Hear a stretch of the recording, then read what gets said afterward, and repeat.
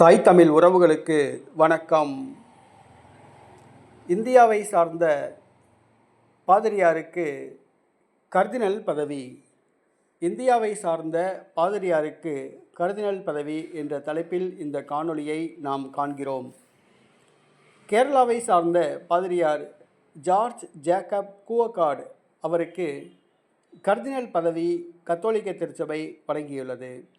இவர் 1973 ஆண்டு ஆகஸ்ட் 11 கேரளாவில் பிறந்தார். இவர் 2004 ஆண்டு குருவானவராக அபிஷேகம் செய்யப்பட்டார். 2024 ஆண்டு டிசம்பர் மாதம் 7 இவர் கர்தினலாக உயர்த்தப்பட்டார். இவர் ஜீரோ மலபார் திருச்சபையை சார்ந்தவர். கத்தோலிக்க திருச்சபையில் ஒரு பிரிவான ஜீரோ மலபார் திருச்சபையை சார்ந்தவர் இந்தியர் ஆவார். கர்தினல் பதவியேற்கும் 6வது இந்தியர் ஜார்ஜ் ஜேக்கப் கூவக்காட் ஆவார்.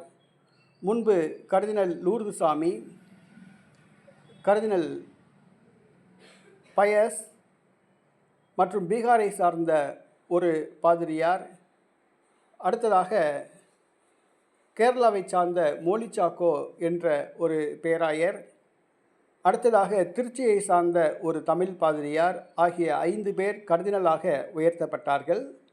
தற்பொழுது இந்தியாவை சார்ந்த 6வது நபர் கர்தினலாக பதவியேற்றுள்ளார்.